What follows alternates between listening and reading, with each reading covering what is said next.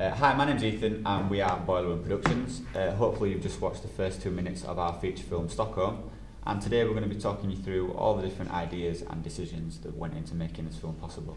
We split our evaluation into 4 sections, with each member of the team taking responsibility for a specific micro-feature. I'm Rosa and my focus was on mise-en-scene. Hi, I'm Isabella and my focus was camera shots. And I was looking at editing. And I'm James and was responsible for sound.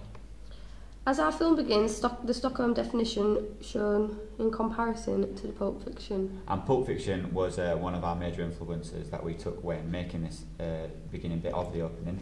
The definition is shown on screen with an actual example of what Stockholm Syndrome is to explain to the audience for any of the people that didn't know what it was.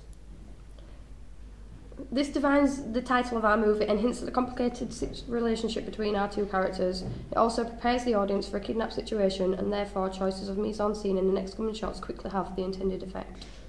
As the definition appears on screen, the voice of the newsreader slowly fades in, discussing an unrelated news story. This eases the audience gently into the newsreader scenario. This allows us to provide the audience with the narrative of the story in an unusual but effective way. We introduce the audience to the kidnap scene before it has begun. I think this works really well and also adds to the serious and formality of the film. Our only way of setting the scene and communicating narrative detail to the audience is through this sequence, as there is no dialogue in the rest of our opening. Then as the shot of a newsreader replaces the titles, the story changes to the topic of a missing girl, which our film centres around. As you can see here, we've dressed the newsreader in smart clothes to show the formality and importance of the news reading, and combined it with the plain background and adding the picture of Cindy to make it look more as authentic as possible. We chose to use a medium shot of the film reader and framed it specifically to the left to facilitate the editing of a picture of Cindy over the report. Which I then edited together using Macromedia Fireworks. In our first draft we didn't record the sound from separately. We just used it from the camcorder, but this faced difficulties as the sound was not clear and we could hear lots of background noise. In our final draft we rectified this by re-recording the audio and dubbing it onto the already present shot of the newsreader.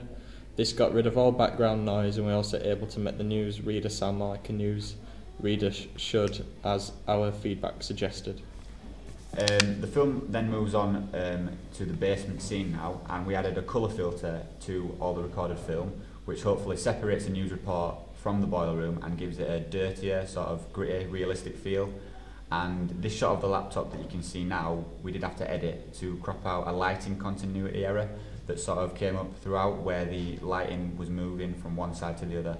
And we also tried to get as close to a similar angle as the news report and a sort of similar distance, so we could dissolve between the 2 different shots. Here we use a laptop as if it's a TV. If we would have had more time and money, we would have had the film playing on a TV to make it look more real. We've got a slowed down tracking shot going backwards to build tension before revealing that Cindy is actually watching the video of herself. This is where the music kicks in. This increases the drama and tension of the scene. It is very sudden and loud, which adds to the tension. In this camera shot we chose to use a high angle close-up looking down on the girl, and it shows that she has minimal power in this situation, and it also hints to the audience that before we even see the antagonist or any kidnapped devices, that she is in a position of vulnerability. Also, we're able to hear her heavy breathing over the music, which again adds to the tension and shows fear as it is over-exaggerated.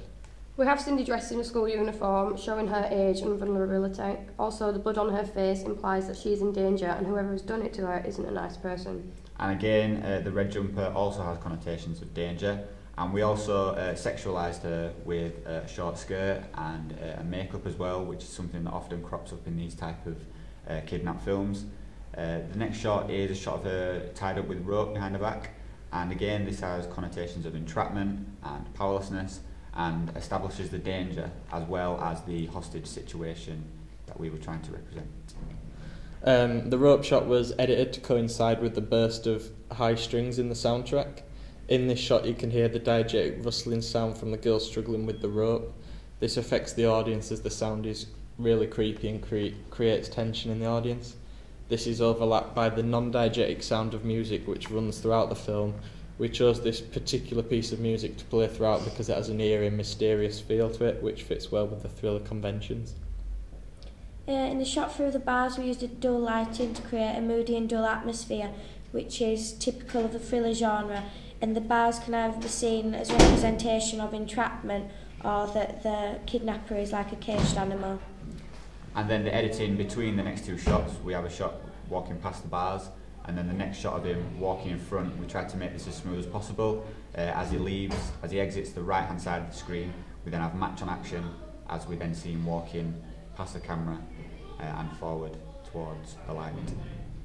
This is the first time we get to show our setting, having things such as pipes, concrete, plain dusty floor, the rusty metal and ladders, etc. This makes the setting seem barren and desolate, which gradually pushes the focus onto the characters and their expressions to reveal information instead. And then also the gun that we can see, which obviously gives him massive power in this scene. It builds fear in the audience, and even though he doesn't necessarily use it, it hints at his unpredictable and threatening behaviour towards our kidnapped victim. And then it's worth noting that he puts the gun away just before she sees him. This is to hint at the relationship to the audience. Does he actually want to scare her, or is it just that he wants to feel power over her? The kidnapper is dressed in all black, which symbolises how evil he is, and it makes him look military. The shadow on the wall of his hand is creepy and gives the effect of unnerving the audience. Shadows are typical of thriller genre, and the creepy hand looks almost like a claw, which gives connotations of a kidnapper being a monster. And again we see the blood on her face, which is an instant signal to the audience that Cindy is in fact in danger. And this reinforces the negative connotations of our nameless male character, whose face is never actually revealed during the film, which again establishes an enigma and a mystery around the character's identity. The next shot is on a level with Cindy, which shows more of an equilibrium between our two characters, and an almost relieved expression on her face subverts the usual conventions of a kidnapped thriller movie, which usually contain a damsel in distress style victim, but in this case, because of the title being Stockholm, she is almost pleased to see him. Now we have the close-up shot of the boots with him walking towards Cindy. It's very military-like again, and the slow footsteps are ominous. Another example of diegetic sound is when we hear the kidnapper's footsteps. This creates a sense of uncertainty in the audience. Also shows the audience that the kidnapper is very powerful, as the footsteps denote he is a powerful figure and very intimidating. The sound of the footsteps over the black screen, which we use to establish mystery as we lose sight of our antagonist as he goes behind her. The screen then goes black as if the kidnapper is blinking and leads into a high-angle POV shot, which is now looking down from behind her and suggests power, as if he is about to attack her. He then extends his hand slowly to touch her shoulder, and the opening is left on a cliffhanger, where the audience is unsure whether it is him trying to scare her or if he is reassuring her. And the way she turns her head is ambiguous in actually revealing her emotions to be either one of fear or comfort. And this is a subtle link back to the title of our film, Stockholm, and Stockholm Syndrome. The pang of the loud music again coincides with the two characters touching for the first time in the sequence. This is to make the audience jump and make them nervous. And then a soft fade to black with the music carrying over onto the title Stockholm.